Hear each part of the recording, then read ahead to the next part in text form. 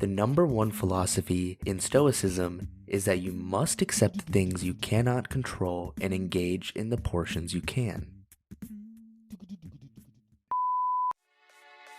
Welcome to Learn or Be Learned. We either learn from others or others learn from us. The former is able to help us become a better, faster you. Follow me weekly as I dig up stories like a true anthropologist would on one of the 3 series called Guest Conversations, Book Applications, or my Small Talk Explorations. I am your host, Shiva Danshaker, and let's talk. Welcome back, friends. So today's episode is on becoming an anchor in adversity of thoughts, pains, and triumphs. This topic intrigues me because I'm always working on myself and trying to, become more calm and peace, especially in face of adversity. And I'm sure many others like you out there can understand and relate to what it's like to get rattled. I was telling a friend of mine about this, and he kept mentioning to become stoic. And after some research, I truly figured out what that meant. So, in ancient Greek philosophy, stoicism means the endurance of pain or hardship without the display of feelings and without complaint. I had another friend I was telling about stoicism, and they told me that this doesn't seem healthy, right? Straying away from any emotional output, how is that healthy? However, the distinction here to make is this. Stoicism teaches the development of self-control and fortitude as a means of overcoming destructive emotions. The philosophy holds that becoming a clear and unbiased thinker allows one to understand the universal reason, so basically makes you more logical. According to the Daily Stoic by Ryan Holiday, who is one of my favorite authors, the number one philosophy in Stoicism is that you must accept the things you cannot control and engage in the portions you can. And this is really important because we have to understand what truly is and is not in our control. So if you want to practice Stoicism, there's a few points here that I can give you as a guideline, and maybe you can do your own research or just take what I have from the research I've done and try to implement it and see how your life has changed or if it hasn't at all. So one is to develop an internal locus of control, right? So I think it's pronounced Epictetus. He said, "A man is disturbed not by things, but by the views he has taken of them." That's really important. That's just like we were talking about locus of control. 2, guard your time.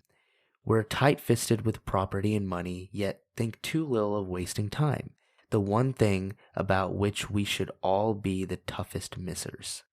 This was from Seneca, I believe. And what they're saying here is time is your most valuable commodity and asset, right? Who you spend your time with, what you do with your time, not what you buy, what you have. And that kind of goes into point 3, which is don't outsource your happiness. We spend money on things we don't have to buy fancy things we don't need in order to impress people we don't care about. We've all heard of that. It's so true and prominent. Our choices of our career or lifestyles often centered around how others perceive us rather than what is best for us, right? And I will get back to this one later.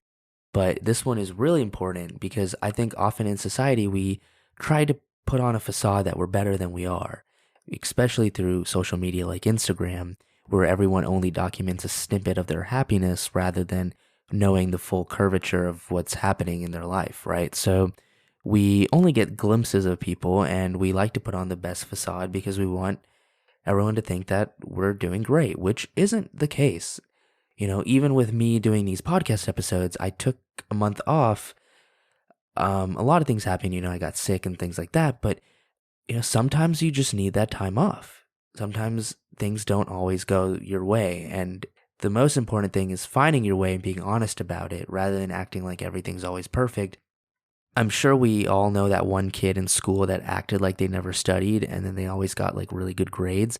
And then in the back of your head, you're like, there's no way they never even studied for a minute. Like, how do you just remember the Swedish term for, high intensity cardio training when the, professor or teacher said it once? So, we all like to put on a facade to make it seem like we are something that we are not. And yeah, anyways, thanks for joining me on that rabbit hole tangent.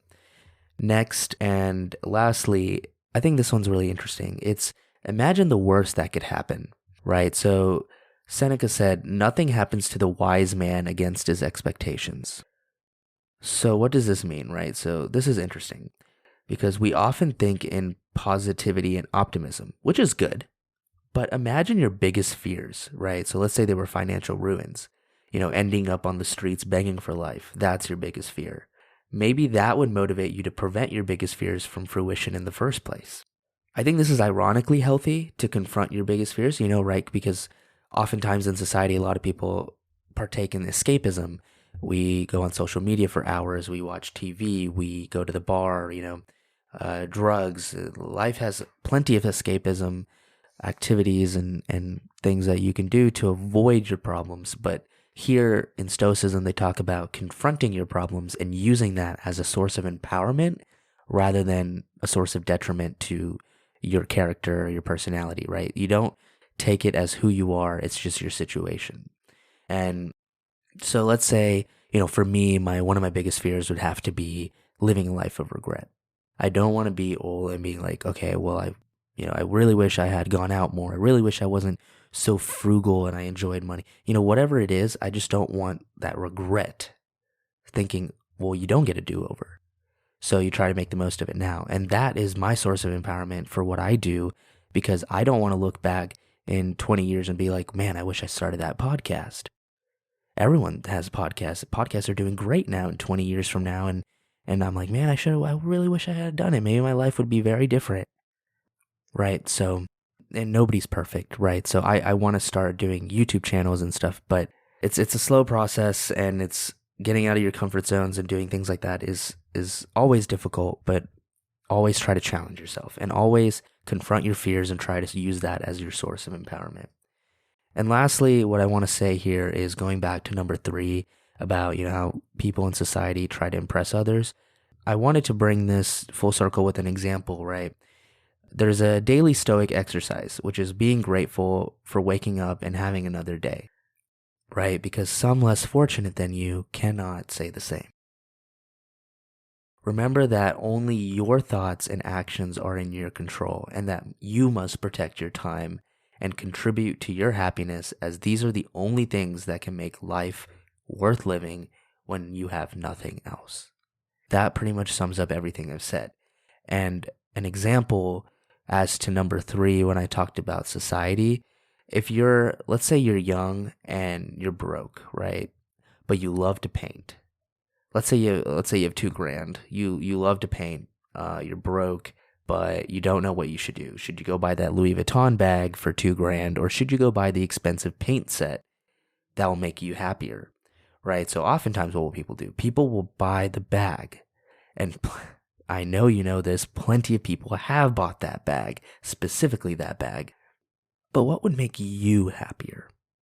Imagine that, right? You bought the paint set. You start painting. You're painting for, the book Outliers. They have a 10,000 hour rule, which pretty much sums up to like, if this was your 8-hour job, it would take you about 3-4 years to become a master at whatever you're doing. But in reality, we probably would more likely spend anywhere from 2 to 4 hours on what we love to do. So I'd say maybe double to triple that. So anywhere from 6 to 10 years, it will take you to master whatever your hobby is. But imagine you did that and you spend $2,000 on that every few years or whatever, right? Or, however long that takes. I'm not a painter. But imagine you did that and then you became a master at that. And then you were quitting your job and making like thousands, hundreds, thousands on your painting. And things like that, right? So it's interesting that we all see the immediate gratification of society giving us almost like a stamp of approval. Like, you did it, good job. All right, we won't bother you anymore. But then at the end of the day, we're all sitting in our room bothered. Like, oh man, like you don't feel fulfillment, you don't feel that happiness. Why? Because you're not doing what you want, what you care about. I got a degree in anthropology. And although that's not a hard skill that'll help me in the corporate world or help me get a job, I am so grateful for the choice I made because it allowed me to learn something I was intrigued about and enjoyed, but also provided me with soft skills that will be much more helpful for me in terms of life. It's a great conversation starter. I have plenty to talk about. I love talking about it. I think anyone I've ever talked to about anthropology loves anthropology. It's a great field. It's a great subject. Everyone's always intrigued, just like religion. People are always intrigued. So do what you want. I could have easily done a bio major and stuff, but look where I would be now. I wouldn't even use that either, and nor would I be happy.